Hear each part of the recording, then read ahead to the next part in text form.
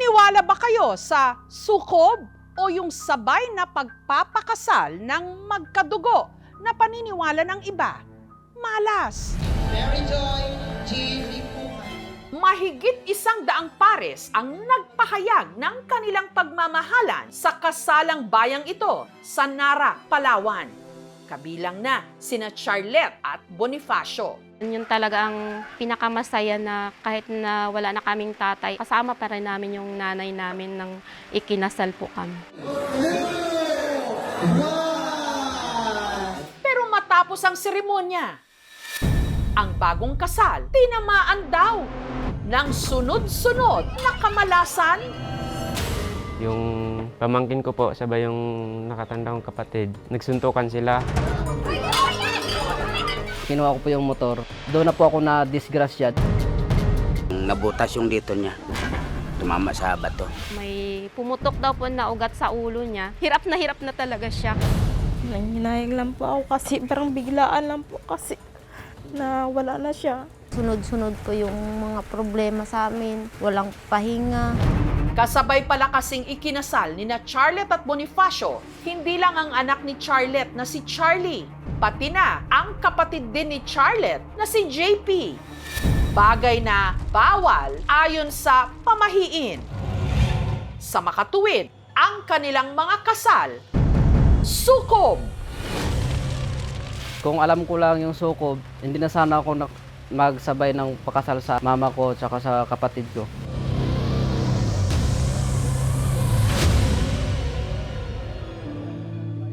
Sampung taon nang magkarelasyon sina Charlette at Bonifacio. Kaya nung nalaman nilang may gaganaping kasalang bayan, Nagpalista po kami kaagad kasi nag-ano po kami na wala na po yung babayaran. Magkakapilido kayo, di ba masama yan? Hindi naman po kami naniwala sa ganun, Nay. pero hindi lang pala sila ang nagpalista sa kanilang pamilya. Kasabay po namin yung anak ko po sa pagkadalaga po at saka yung kapatid ko po na si JP po. Umayaw ako na una kasi bata pa kami. Wala pa namang birth certificate yung anak ko. Gusto ko i-ano ko na po yung anak ko na alulor para paglaki po nila, hindi na po kayo problema.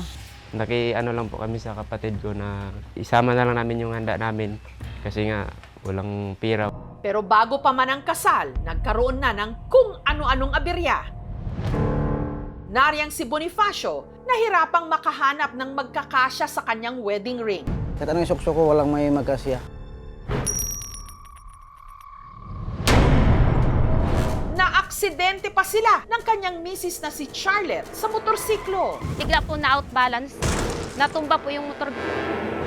Sina JP at Cherry naman, Lagi po kami nag-aaway tsaka nagsusungitan po kami. habang sina Charlie at Brenda may nalabag daw na isa pang pamahiin.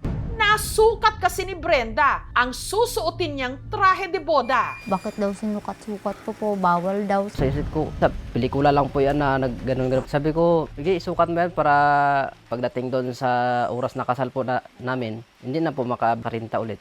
Pagsapit naman ang mismong araw ng kanilang kasal, ang mga bride muntik namang hindi umabot sa seremonya. Na-late po kami nung araw ng kasal dahil po sa pag-aayos. Medyo kinabahan po kasi sabi namin tanghali na wala pa sila. Inisip namin na baka nasiraan na or anong nangyari.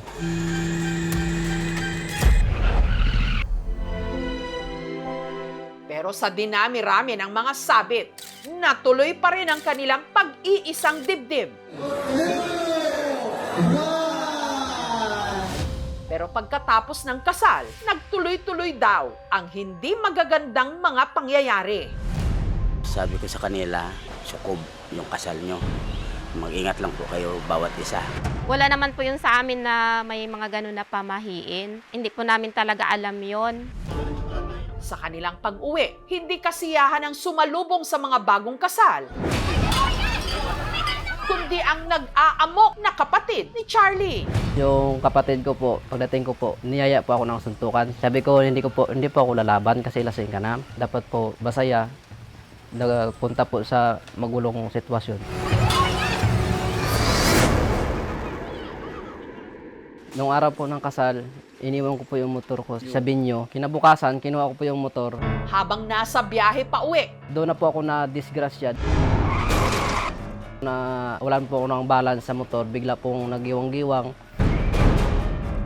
ang sugatang si Charlie nagawa pang makapaglakad pa uwi. Nung nakita ko po yung dugo sa ulo niya, grabing iyak ko. Nabutas yung dito niya, yung ulo niya tumama sa bato.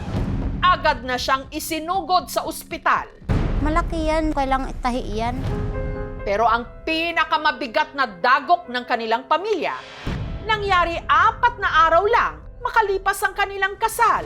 Nung ang ina ni na Charlotte na si Charito, inatake ng high blood.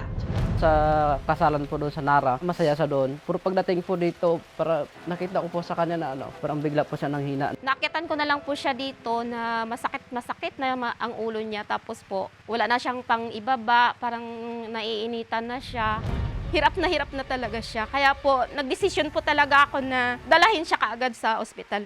Matapos ang 4 na araw sa ospital, si Charito namatay.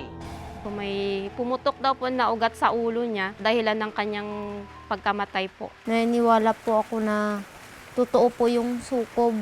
Kasi po, sunod-sunod po yung mga problema sa amin.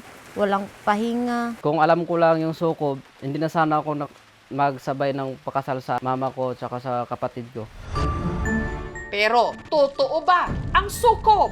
Lagi tayo naghahanap ng dahilan kung bakit nangyari ito. Kaya tayo ay pumupunta sa pamahiin para magbigyan ng kasagutan ang ating mga agam-agam. At kapag hindi nasagot kasi, wala tayong closure at walang ebidensya na nagpapatunay na may pamahiin nga na dapat sundin. Kung hindi, ay mamalasin ka.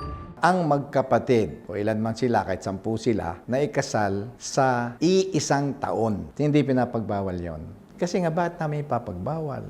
Di ba? Gusto magpakasal, nag-iibigan naman. Sa huli, naniniwala sina Charlotte na ang nagsakripisyo para di umano maputol ang sumpa ang kanilang ina na si Charito. Dahil sa kanyang kamatayan, siya po yung naisip ko na sumalo ng lahat ng sinasabi nilang sukob po.